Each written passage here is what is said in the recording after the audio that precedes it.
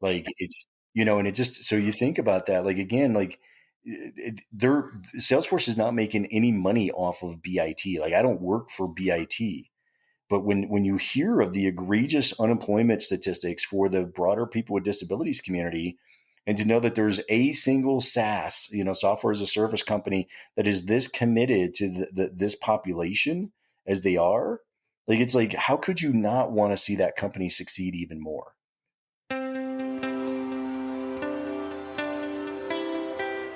Are you looking for ways to shorten your marketing learning curve and help your organization survive and thrive?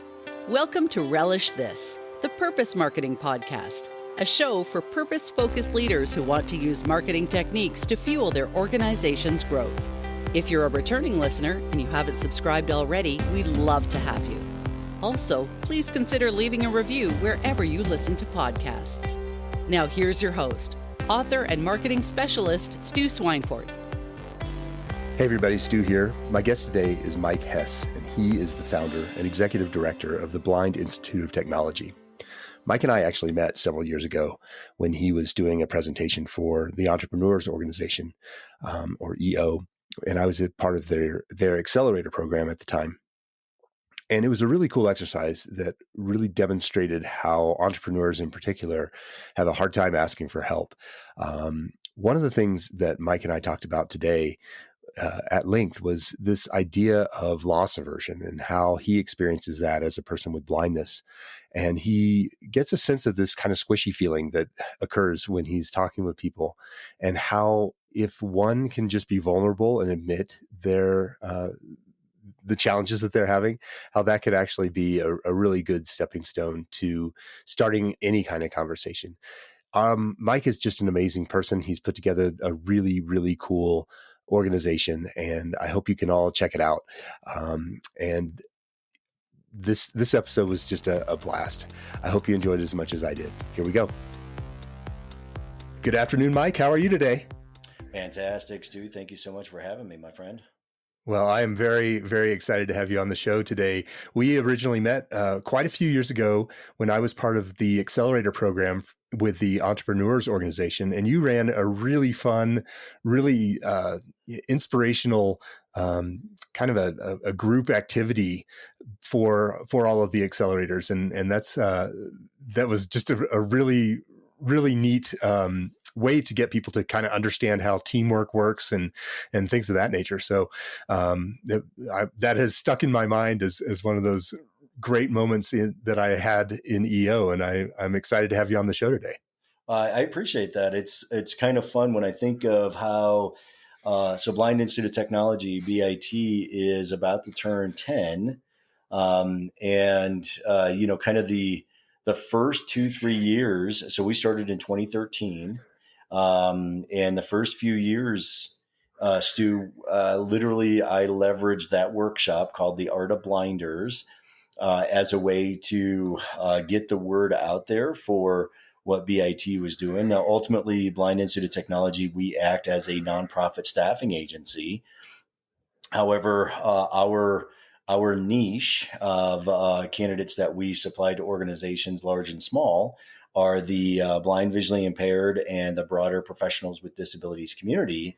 And if you look online, if you Google like organizations, for-profit, nonprofit, that are kind of selling blind, visually impaired professionals, deaf professionals, neurodiverse professionals, motor skills impaired professionals. Like if you Google like how many staffing agencies are really focused on that niche, it's a really small list. And Yeah. so I leveraged, kind of my 20 years of corporate experience and organizational development.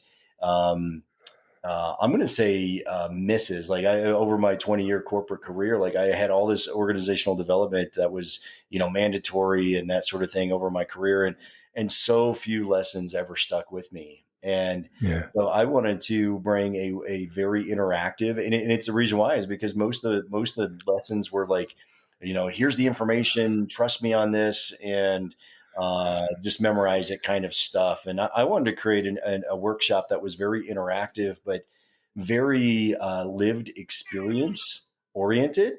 So from my blindness perspective, we we've got a guest we've got a guest speaker as well. Yep. So I wanted to bring my lived experience of being a blind professional to over my 20-year career to the workshop, and so it really is exciting. I get it on occasion. Like I'll show up at some airport. I kid you not, and they're like, "Hey, you're that blinders guy, aren't you?" You know, Yep. and it always kind of it warms my heart, Steve, that that people remember that, because again, I always have people practice the technique of active listening, and how Hmm. that is literally by putting blinders on and focus on what people are saying, right? And so it warms my heart when somebody like you actually remembers the workshop, though. So thank you for that. Oh, you're welcome. And, thank you. I remember it very fondly. There was one exercise that was just incredibly not only well received, but it, stuck in my mind where you provided, you got us all in a group and you blindfolded one person and then asked that person to perform a task. And I don't even remember exactly what the task was, but it was something that was, incredibly challenging, particularly for those of us who are sighted and are, most are very recently blindfolded and unable to use our vision perception. And we all went through the exercise. And at the end of it, you were like, well, why didn't any of you ask for help?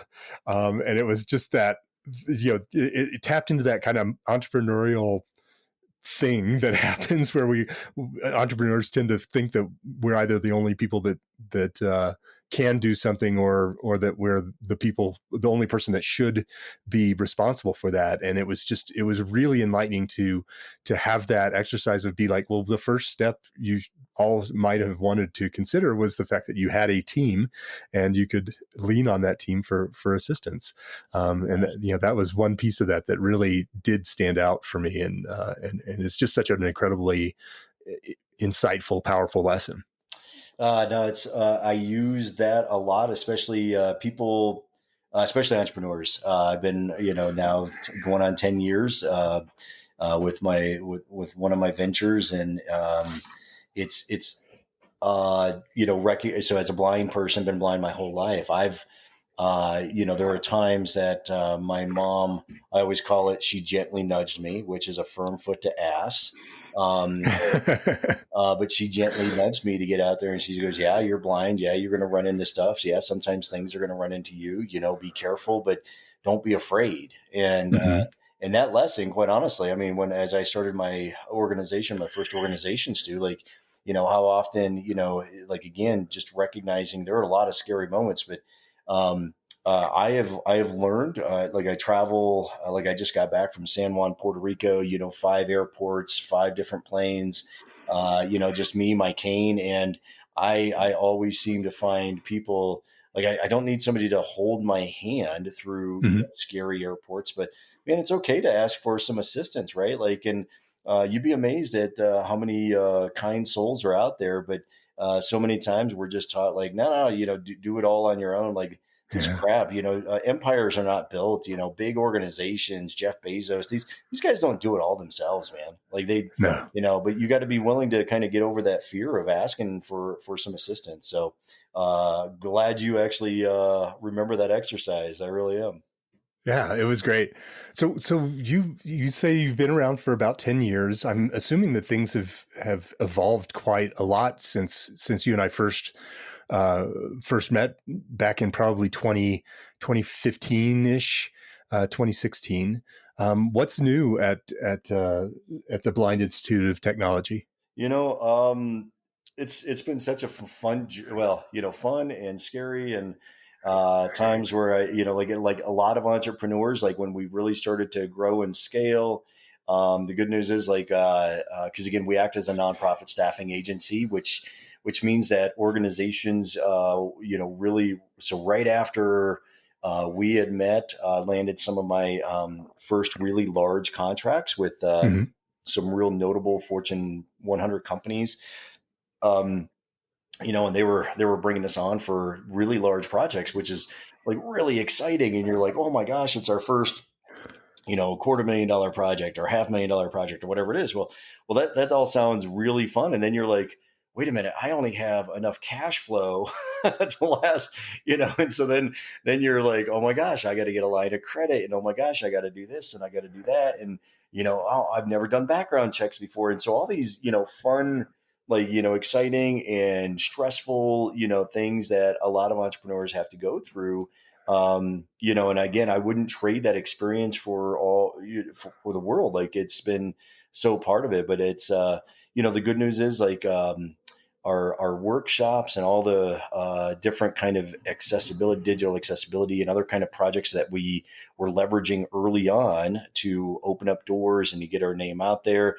It started to work, and we've been placing people really consistently, organizations from CVS and Prudential and Anthem and Salesforce, throughout the years now. And then we became the first organization in the country to, because my background is all tech. And Hmm. so I had a harebrained idea to put six blind people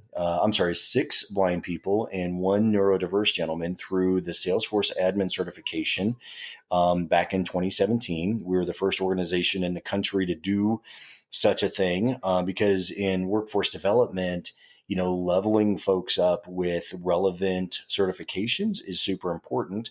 And Yeah. so I wanted to use this as a vehicle to, again, first of all, starting with a platform that is very ubiquitous, pervasively used out there globally, from public to nonprofit to for-profit.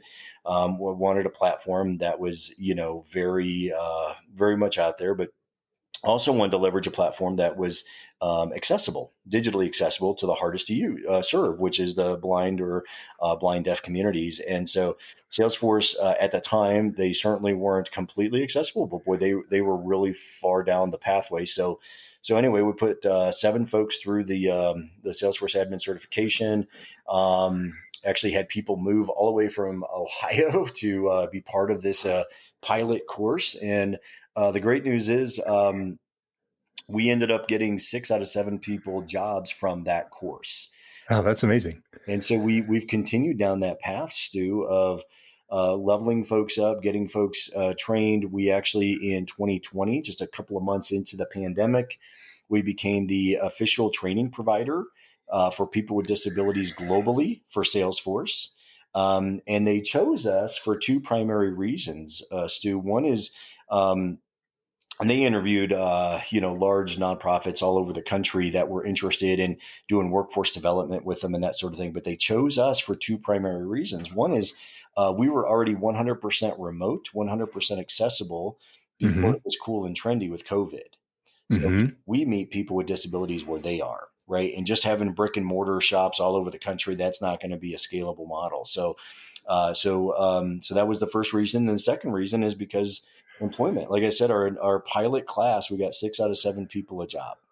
That's And great. and so we've continued, and now our current cohort, we have more than 60 participants from around the world, including 5 from Italy alone. So our training is literally we're finding completely blind, completely deaf, neurodiverse, motor skills impaired individuals, print disabled, dyslexic, all over the country, all over the globe, who are looking for an opportunity to level up their skills. And the great news is 100% of the folks that we're getting certified are getting employed. Oh, that's just great. So tell me a little bit more about how BIT works. Are you helping as an outsourced kind of group, or are you doing placement, or is it kind of both? We're full scale staffing agency. So literally we'll Okay. do, and especially for the people with disabilities community, a lot of times organizations, they dip their toe into this, PWD, this professionals with disabilities community, by Hmm. doing a contract, right? Sometimes a contract to hire, or sometimes just a project. Because in the world of diversity, equity, and inclusion initiatives globally, right? Like the four main pillars within DE and I, Stu, and you very well know this, like it's gender equity, ethnicity, LGBTQIA plus, and veterans. Those are the four Yeah. main pillars that are talked about. The people with disabilities community, even though we're a billion strong globally, we're rarely even talked about. Actually, within the Fortune 10,000, it's single digit percentages that even have people with disability programs. Interesting. It's really small. And so BIT, and there are a couple reasons behind that. One is, quite honestly, people just don't know. Like they still have this stigma and perception around, we'll just use blindness as an example, Mhm. around like, oh my gosh, it must be so hard to be blind. And, if you're blind, you must be a customer service rep or a piano tuner. Or, there's all these stigmas and perceptions that are out there pervasively around blindness alone. And Right. so just with that alone, like there's like almost a triple sale that we have to do as an organization. And one of them is just breaking down those stigmas and perceptions in and around, again, we'll just use blindness because it's one of the from a digital perspective, it's one of the more challenging things to solve for. So once we find an organization, a leader who just says, you know what, it is so difficult for us to find talent where I'm interested, talk to me. Then we go into the how. And I always explain, like, so there's this thing with the people with disabilities community that other marginalized or disadvantaged or whatever term you want to use there, communities don't have to deal with. And that's this thing called reasonable accommodation. Right. Right. And so that term is a very legal, very nebulous term. And so when I share with, technology leaders and leaders in general of organizations, like, like, hey, Salesforce is the reasonable accommodation. Hmm. Literally is the reasonable accommodation. So we're training people who are completely blind globally that use a completely free screen reader called NVDA, non-visual desktop access, and the platform Salesforce, the same Salesforce that other organizations are using. Like this isn't a special like blind Salesforce.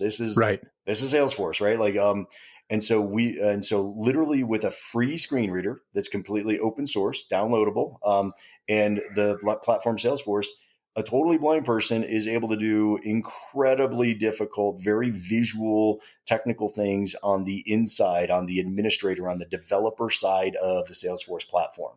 And Okay. so literally, like that's so how we sell to these organizations who are just really wanting to dip their toe in the pond is like Salesforce is that reasonable accommodation.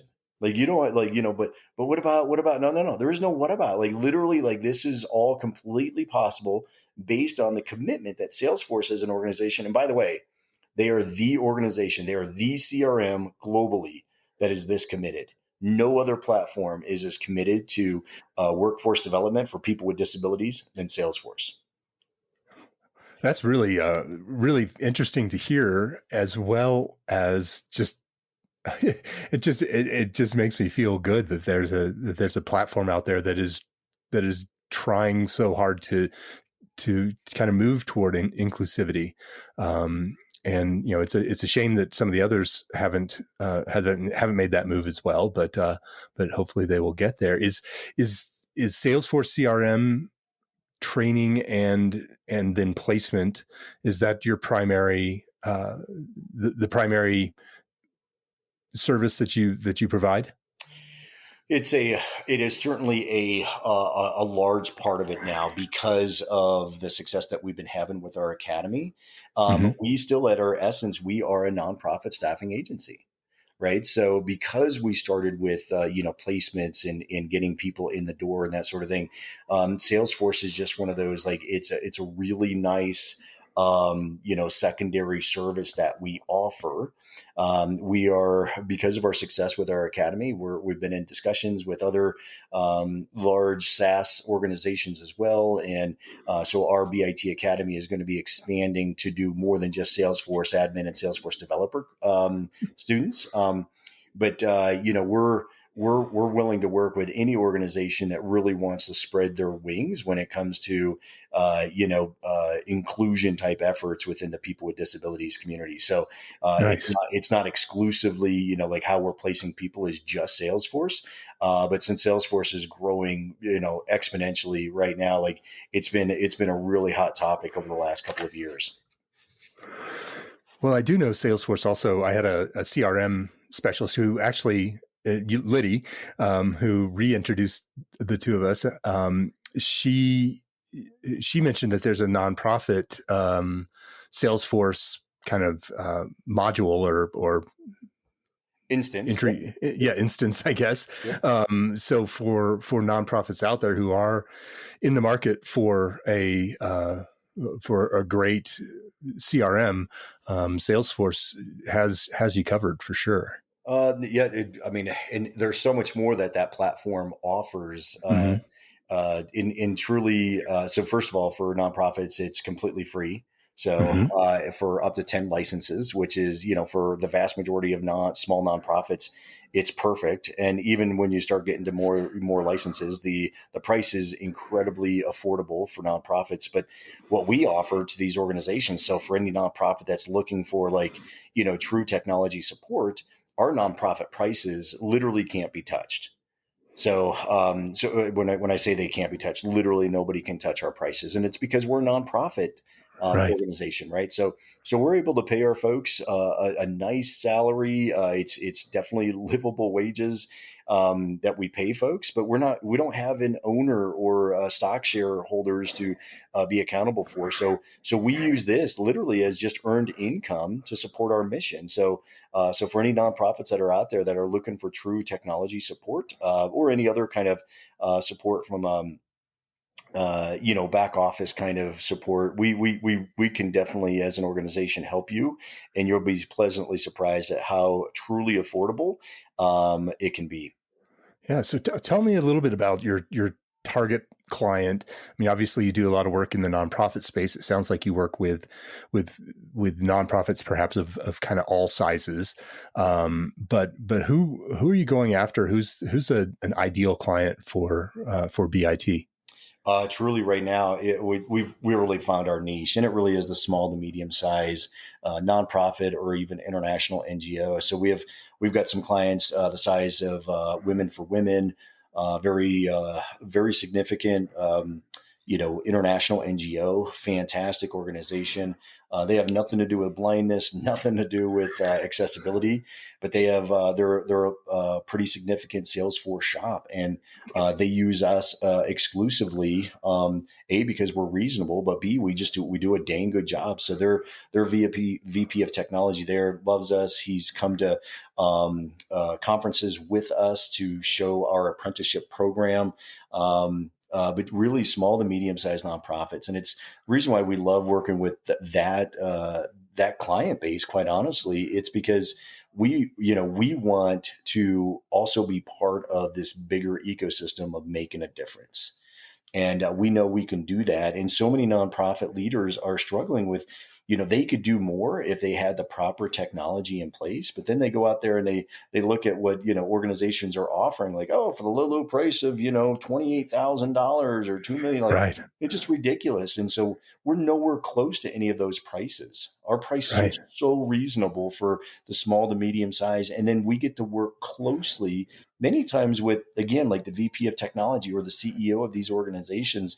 And we just love that because that's like, I don't know crap about sales, Stu, but I know a bit about relationships. And man, it's to me, it's just about, it's getting to know the organization and really caring about what they're doing. Right. And then, they in turn get to realize like, oh my gosh, I didn't know about the blindness community or the deaf community or the neurodiverse community. And I didn't realize that the unemployment epidemic, it was just so egregious. And so that's what I really like. When you're with the large nonprofits or even large, for-profit organizations, you're just another vendor. Like Mm-hmm. they don't care about the relationship. They really, I mean, they might say that, but they don't really care. Like they're just like, okay, what's the cost? Can you get this done in half the time as this under Right. vendor? Like you get lost in the shuffle, and I don't want to. I don't want our population, which truly, I know that sounds kind of ironic, but our population really needs visibility. Mm-hmm. And the only way to do that is through relationship building and not just being another number shop. Right.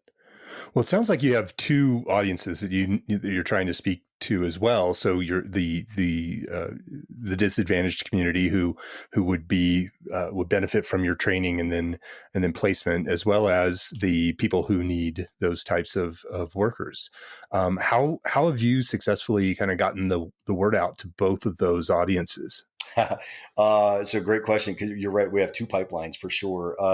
So we literally have a couple dozen young budding professionals with disabilities nationally from around the world reaching out to us, and it's because of our relationship with Salesforce. So because we've made like a couple weeks ago, I was one of the honorees of the Denver Business Journal DE&I award winners, blah blah blah, and it really, like, the whole premise of winning that was because we are the first apprenticeship, the official apprenticeship program for blind, visually impaired people nationally per the Department of Labor. So so these kind of things, and again, I go back to, it's because of Salesforce, we're getting this kind of recognition nationally, which means we're getting, these awards, and I leverage awards for marketing. Right. It's all, if you could think about it, well, the good news is then the word is getting out there, which means that both sides of the pipeline, right? So both the demand for, needing leveling up opportunities, from, call it the people with disabilities community, that word is getting out there. Mm-hmm. And then the good news is, organizations are hearing about what we're doing, which is fantastic. But Salesforce themselves, they send us nonprofits who are looking for, help all the time. Right. So Right. when you have an 800-pound gorilla like that in the room, that really and so for any organization who really, again, because nonprofits, the reason why they do the nonprofit work is because they care, right? They really have this Mm-hmm. caring. And sometimes it's lost that, big software companies like Salesforce really care. I'm telling you, they really care. Like they flew me down. So they flew me down to keynote one of their summits down in. That's why I went to San Juan, and Okay. so they flew me down to San Juan to speak in front of a couple of hundred, national and international clients that use Salesforce. Like they're everything that they're doing because they want to help get the word out there. So Yeah, because that's just great. it is fantastic. So for any organization who's oh, should I go with this CRM or should I go with Salesforce? Like, go with a software company that actually cares about the broader population in such a way. Like, to me, that's where you make your investment. Right. No, I completely agree that's it's putting your money where your mouth is, I guess, in terms of really kind of living those values and making sure that you're supporting organizations that have kind of a shared cultural desire to give back, and it's kind of like any of the giving back movements out there that really are starting to build awareness around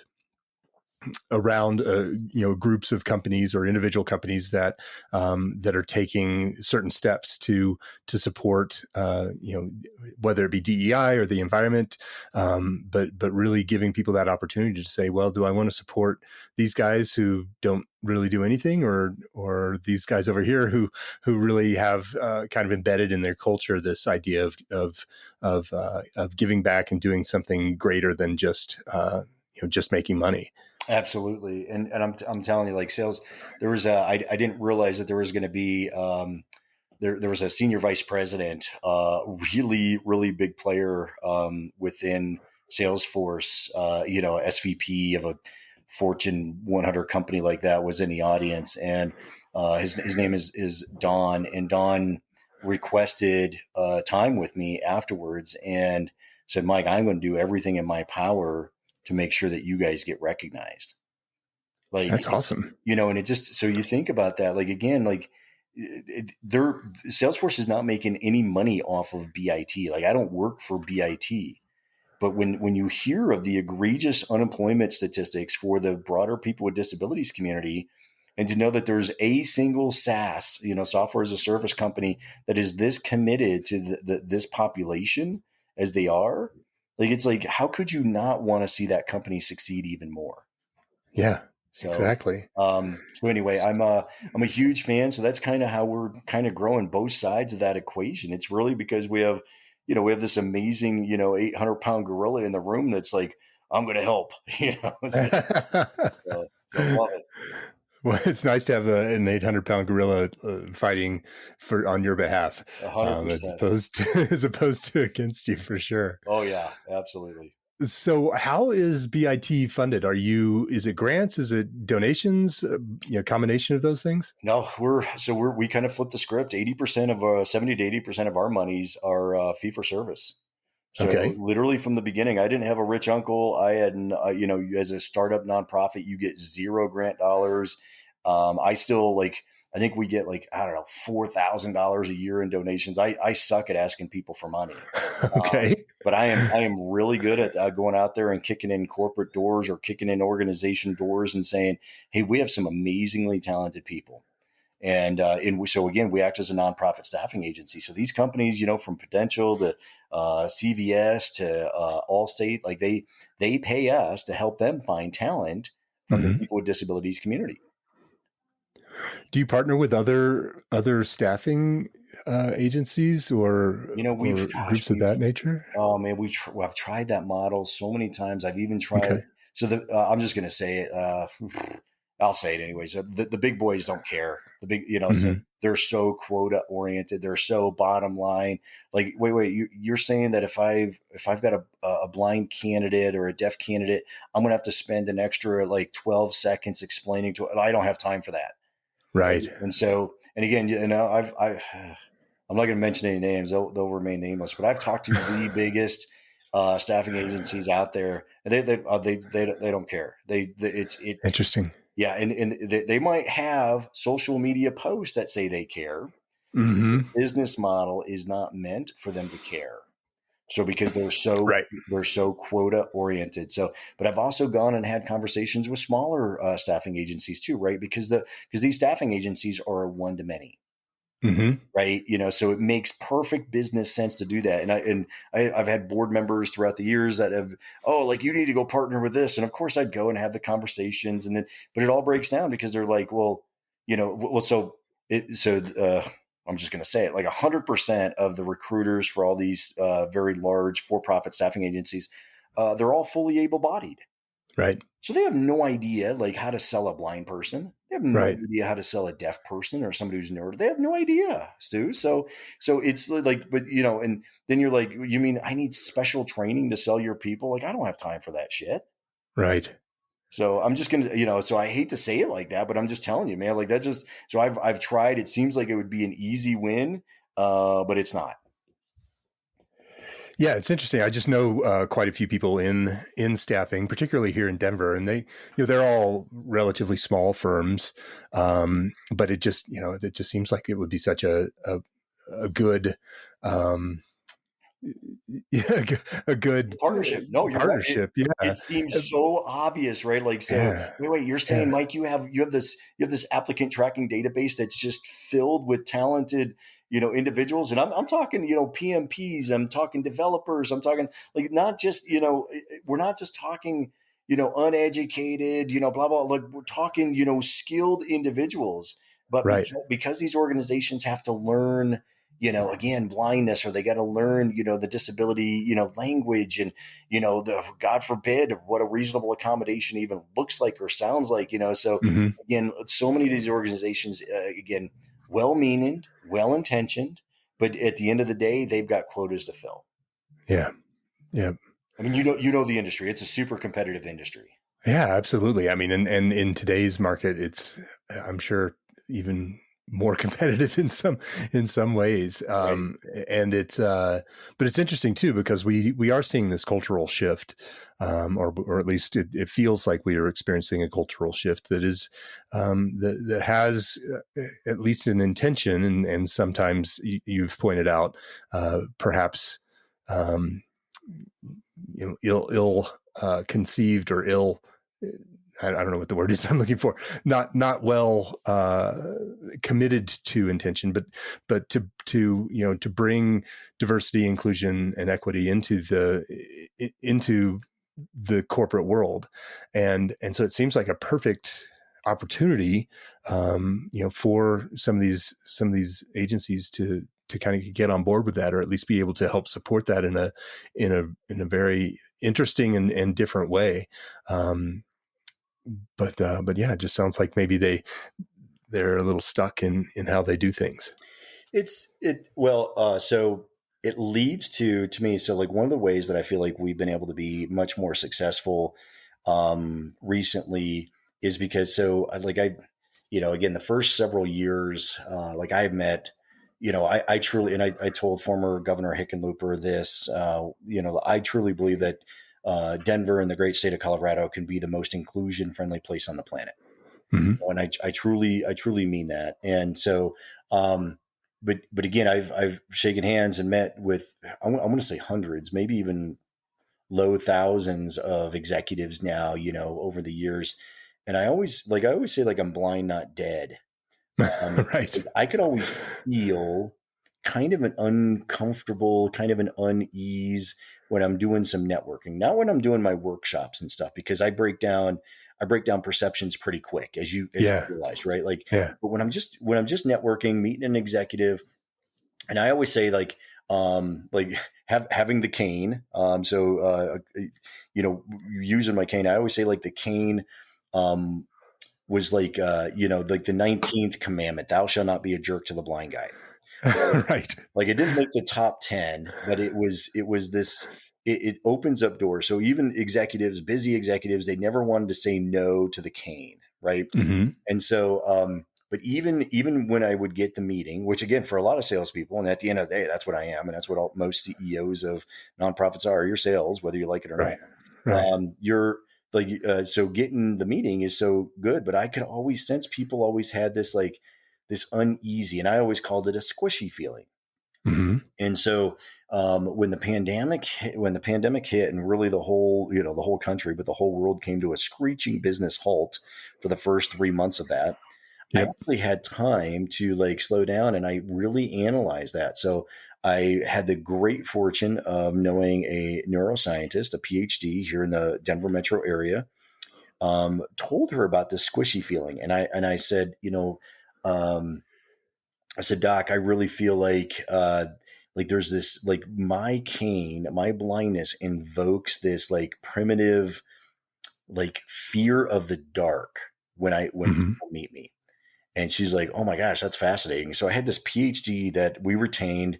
She gave me a screaming discount, thank goodness. But she had time on her hand too the first few months of the pandemic. So anyway, it was wonderful. And so I had this neuroscientist did some research because she loved this concept. And she says, she goes, Mike, comes back and she goes, Mike, you're onto something with this fear of the dark, like, globally, all humanity. That's why there's so much junk light in urban areas, is because of Yeah. the fear of the dark. She goes, but actually what I think you're actually experiencing is you're sensing people feeling loss aversion. And loss aversion is from a Nobel Prize economist from 2002, Mm-hmm. Daniel Kahneman. So in loss aversion, it's this, people will avoid feeling a loss versus having an equivalent gain. And so, so when people see me, right, and it's obvious I've got a cane, it's obvious, I'm wearing sunglasses, so clearly I'm blind. The loss aversion is literally, so people will be like, oh my gosh, if you have the ability to feel empathy, and unless you're a sociopath, you have the ability Right. to feel empathy, right? You're able to put yourself into my shoes. Right. And right away, it scares people, like, oh my gosh, I've got this loss. Right. Right. And I don't know how to deal with this loss. And that's why, so again, it's so important. And so that's why in our trainings now, so I still have some of those fun exercises and stuff I do but so much of my training now is focused on helping people realize, like, okay, like, is there unconscious bias that goes into, not hiring somebody who's blind or deaf? Maybe. Yeah. But Yeah. I think there's so much more to it, Stu. And I think loss aversion is also something that we need to educate people on. Like, the reason why you feel uncomfortable around somebody who's in a wheelchair, somebody who's got a prosthetic limb, somebody, again, who's blind or deaf or like there's this thing, again, because we as human beings, we're able to put ourselves in somebody else's Yeah. shoes. So loss aversion is it. Yeah, it's weird. There's this empathy thing, which one could argue is a good component of our It being, is.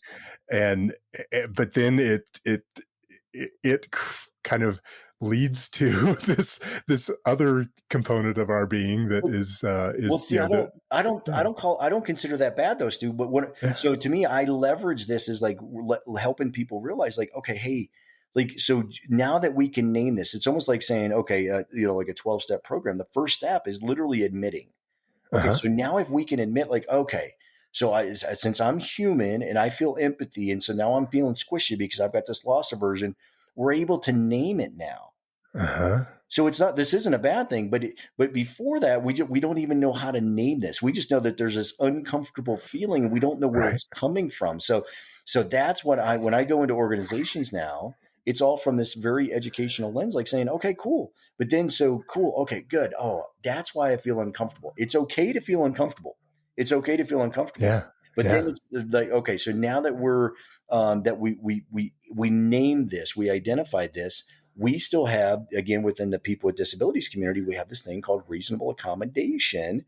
So that's when we can get to the brass tacks with leaders now and say, okay, so how does somebody who's blind, how, I call it the how hump, how uh-huh, does somebody who's blind accomplish X, Y, or Z? That's why I go to, well, are you an organization that has Salesforce? Well, yeah. Okay. Salesforce is the reasonable accommodation. So, right, right.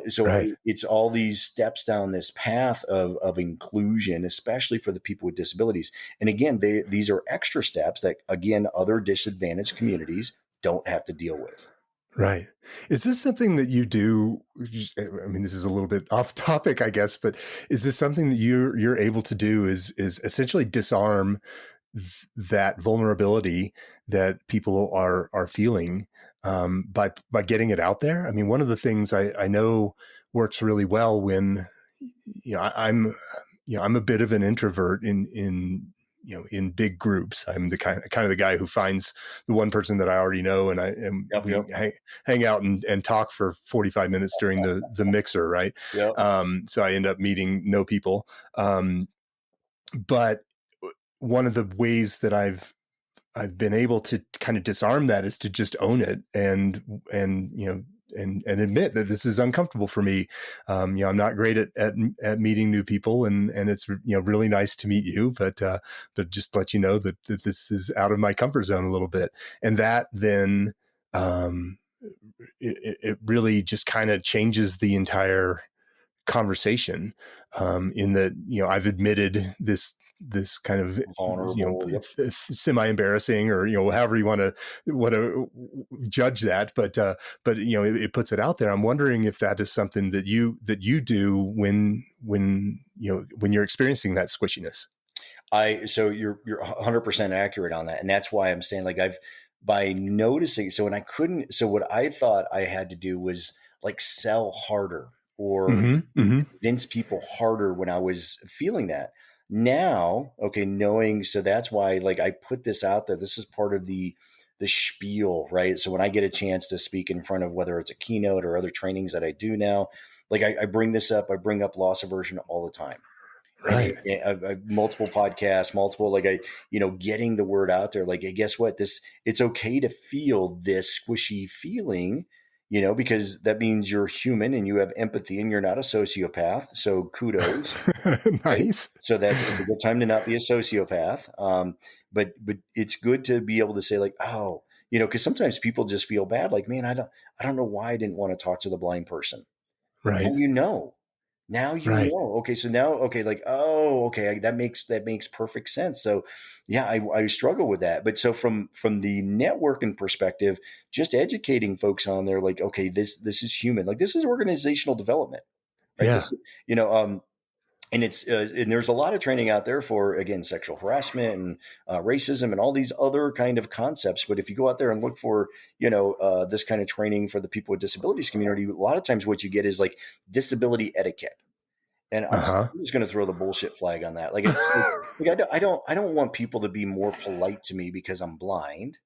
Actually, so again, you're separating me from other, like, in the business world, that's part of the reason why there's this unemployment epidemic, is because, the mass majority of humanity don't know how to, like, they don't understand that this feeling that they're feeling is loss aversion.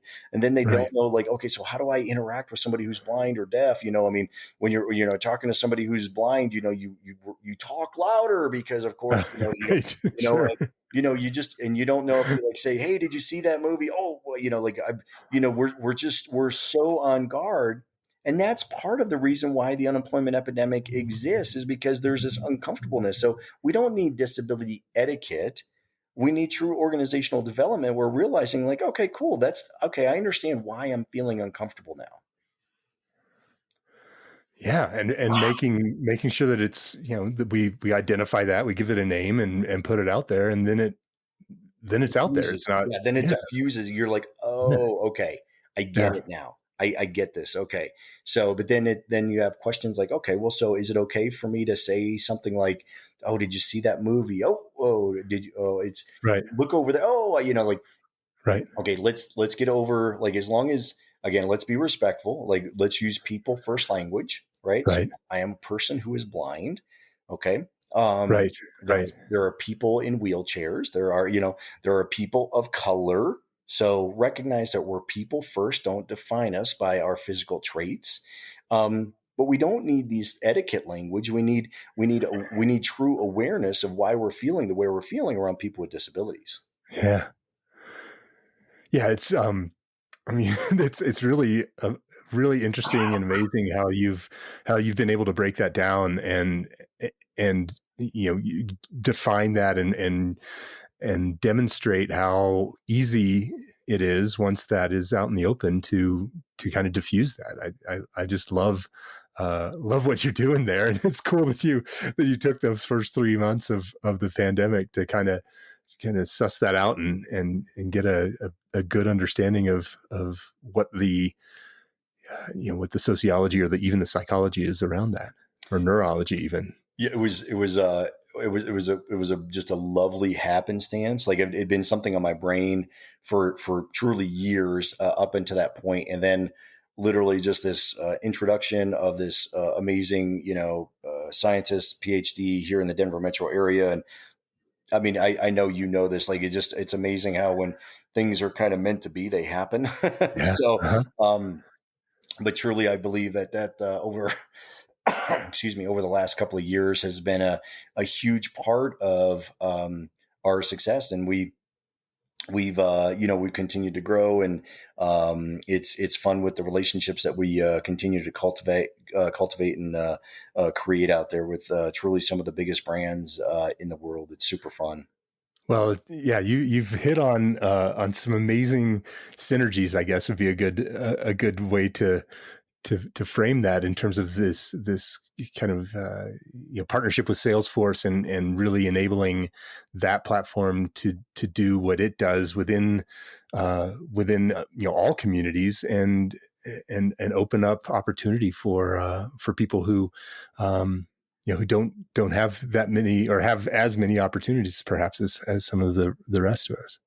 It really, and I think it's that was phrased very well, Stu. It's not that, there are organizations that are out there that are some of the largest employers for, we'll just stick with blind, visually impaired, and but the government or government type agencies shouldn't be the only Mm-hmm. great opportunity for the blind, visually impaired community. And that's so my goal is, and it sounds huge, but yet if you think about it, it's not. Like, my goal is to get 10,000 blind, visually impaired people, just blind, visually impaired people, but obviously other professionals with disabilities gainfully employed. Mm-hmm. um, and to me, that is just the reason why I'm saying that is, like, that's only one per Fortune 10,000 company. Right. Right. So we're not talking about like a huge number, but yet all of a sudden now we'll have at least representation in every Fortune 10,000 company out there, which right now, that's the thing we do not have. We do not have Right. representation at all. We do not have a seat at the table. Well, and just going back to the squishiness conversation, it when you have representation in workforces that large, that now you have, collisions happening, Yes. where all of a sudden it just changes everybody's perception of how to interact with people as people. It's just, there's something there that just continues to build and creates amazing things. And I'm so thrilled that you're on this journey. It's amazing. No, I appreciate it. It's been a fun. It really has been a fun journey, and we're turning. So our so I grew up. I grew up. My girls grew up with the Harry Potter kind of series and all that sort of thing. And Mm-hmm. so the one thing that we do that really makes us look a lot like a charity is we do have a gala. And we have a gala that's coming up in October, Okay. October 8th, actually. And BIT, we are turning 9 3/4. Awesome. So, um, we're going to have a bit of a themed, gala, but it's always a lot of fun. So we offer blinders. So at every table, there's blinders. So Hmm. people, if they choose, and it's same blinders that you remember from the activities, but Yeah. they get to choose to put these blinders on and experience dining using other senses than just your sight. And of course I explain the best way to use your plate as a clock, so know where noon Yeah. is, know where 3 and 9 and 6 are on your plate and around your plate, but we encourage this not to, there are definitely dining in the dark kind of concepts out there. Hmm. We don't do it like where we shut off all light. Quite Right. honestly, it scares the crap out of people, Stu. So and I've practiced being blind. People who are blind have practiced, right? It's a skill. Right. It's a skill. Right. And so we just, we're like, hey, you'd be amazed, just like you were with your activity. Like now that you can actually do more than you think, when you're faced in this situation. And so we have a gala that's coming up in October and it's a limited amount of actually seats. So because we're doing it at the Cable Center at the campus, the DU campus. So Okay. should be a fun event, but. So for any of your audience listeners who are interested in that, we have a link on our website. But if you're interested in kind of a Harry Potter themed event, it will be fun. So Well, I will definitely share that in the show notes, and I've just had such a wonderful time reconnecting with you today, Mike, and having this conversation. It's just been fabulous. How can people find out more about BIT and what you're up to? that just obviously we're on social. Our website is pretty easy. It's blindinstituteoftechnology.org or blindit.org. Blind as an unable to see, blindit.org. We have obviously we have an events page there. We have a newsletter that goes out on a monthly basis that we feel like is again, we focus on the relationships that we have and the organizations that we're, working with, all that good stuff. Yeah, we try to stay pretty current and pretty active on our social. So, and I'm really easy to get a hold of. My email address is Mike, Mike, at blindit.org. Well, great. I will share all of those links in the show notes. And I've really just had a wonderful time, like I said, reconnecting with you today. One of the things that I love is being able to have these conversations on a weekly basis. However, I really, really want to foster the idea that we can all take some kind of an action. And so if there was one action you would like people to take after listening to our show today, what would that be? It's a great question. I moderated a panel of DE&I leaders last week, and so my it was the same question I had asked each one of them. Like, if there's audience members at this conference, if there's one takeaway, what it is, and I loved this one. It said it's all about partnership. She was a tribal leader, indigenous populations, Native Americans, and she was just like, partner. Like if you don't know, get out there and partner. And for us, quite honestly, like we're not the typical nonprofit where we're looking for volunteers to do this or that. But just, schedule some time with us, like recognize, let's, if you realize that you might have this loss aversion towards blindness and you get this squishy feeling where you just don't know, like have a virtual cup of coffee with me. I mean, if you're local, have a cup of coffee with me. Like realize like, so there are professionals that are out there that could really bolster your community, quite honestly. And to me, I'm a huge fan of that collaboration, that partnership. So feel free to reach out. We'd love to talk to you. Yeah, that's awesome.